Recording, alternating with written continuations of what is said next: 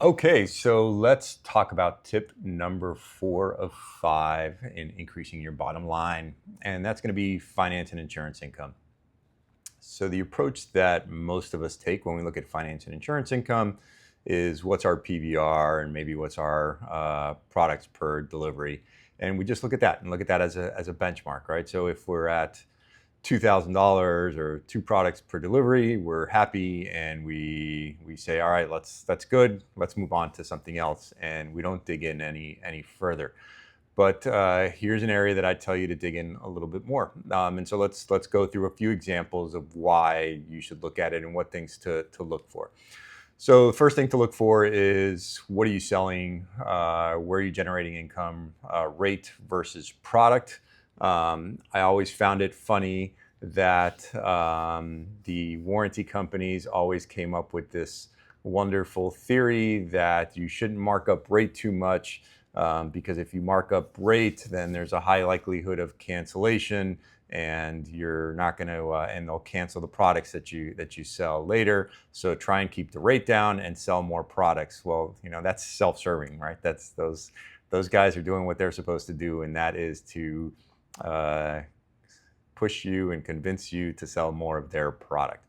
So rate is not bad. I would tell you shop the rate, get better rates, and hold on to rate. Most of your dealer agreements with the lenders are now limited to chargebacks after, was it 3 payments or 90 days of payments or something along those lines, unless it's a default on the loan.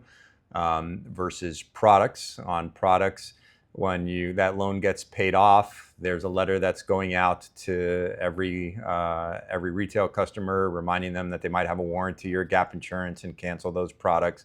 Or there's a cancellation that happens 2 or 3 months down the road on those products, and you lose out on your income. It's much less frequent for somebody to refinance their car that quickly into the loan. So I would focus on rate. Again, be fair. I got 3 basic principles that actually were taught to me by a GSM I had when I was early in my career, and he said to follow 3 rules, and everything else is going to be easy, and every decision will be easy to do. And so those 3 rules was, is it legal, moral, and ethical?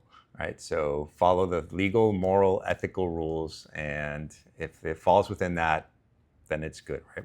Everybody might have different variations on what's moral and what's ethical, but legals are pretty clear and cut one.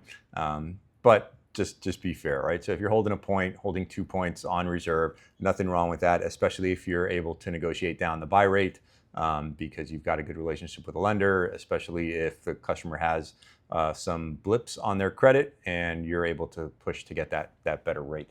So don't be afraid of making rate. So that's the first thing. Now let's go into products and how we want to make money on products. So basic ones, warranty, gap insurance, those are self-explanatory. That's kind of the bread and butter of finance products. Warranty, certainly the first one that I would go to, brings that customer back into the dealership over and over again when they're out of warranty. So let's make sure that we are penetrating on that, and just take a look at what you're selling, right? What level of product, what brand of product. If you've got other vendors coming in and you're not controlling which warranty products you're selling, there might be bonuses going to your finance manager. There might be a number of other things that are happening that are priced in there that you need to just be made aware of. So look at what you're making. I think rule of thumb is whatever the cost is, you should be doubling that, and that should be a selling price, and your profit should be the difference. So that's just a basic rule of thumb. It could be more. Some states are regulated, some states aren't regulated on pricing. So it all depends on what's happening in your state. Gap insurance, same thing. You can have multiple gap insurance companies. Be careful. You just want to make sure, especially now with cars and they're over advanced and upside down, you want to be careful on what product you're selling, whose product you're selling. And if you're selling multiple products, just focus on one. Find the best one and sell that one.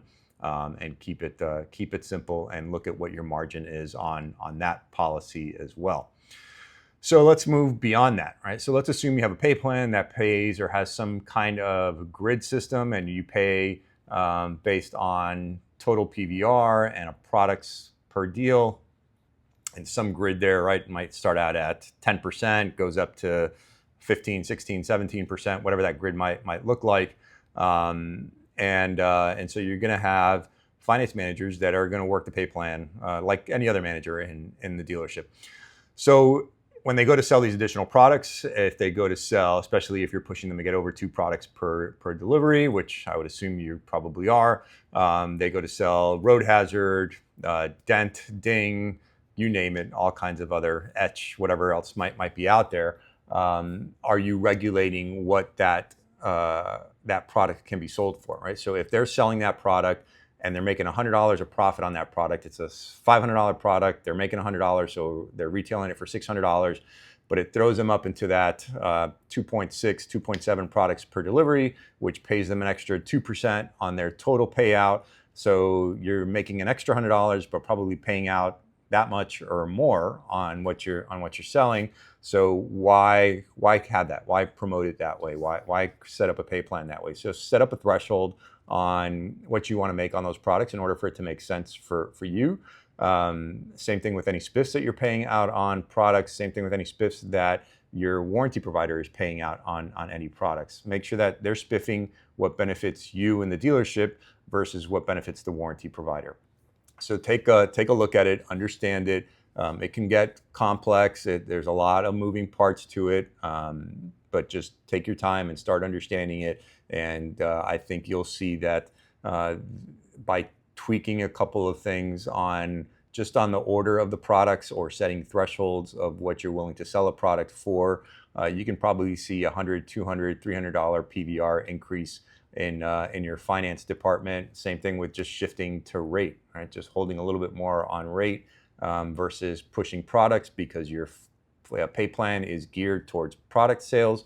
You might be able to pick up more on rate. So just be careful how you structure it. There's no perfect pay plan. It's just how you monitor it and watch what your team is doing. I've tried different ones where it's a total income per manager, and I pay just a percentage based on the total income they generated. So if it was 0 to 75,000 in finance income, they'd get 13-14%. If they went over 75,000 to 100, they might jump into 15-16% category. And I did that because I didn't want them to be pushing away cash deals or lease deals that maybe didn't have the opportunity to make so much back-end money. But then I've also tried the grids, and that's worked for me as long as I monitor which products are getting sold. But either way, either scenario, however your pay plans look, just make sure that you look at what products are getting sold. If you can shift the sale of those products anywhere else, reserve being probably the number one selection. Again, I'm not telling you don't bump every deal 3 points and all kinds of crazy stuff. Just be reasonable. I just don't want you putting something out at a buy rate to then go sell products because your pay plan is driven so much by products per delivery. And then look at the products that you're selling. What profit are you making on each product? If you see that you're selling a ton of road hazard, but you're making $100 road hazard, and total sales price is $400 or $500 on a road hazard policy, then what's the point of selling that? That's a $10 bump on a payment. I'd rather go back and sell something else to the customer or increase my road hazard profit. So set a threshold for that, or offer another product that would still give the customer a benefit and allow me to make a higher PVR.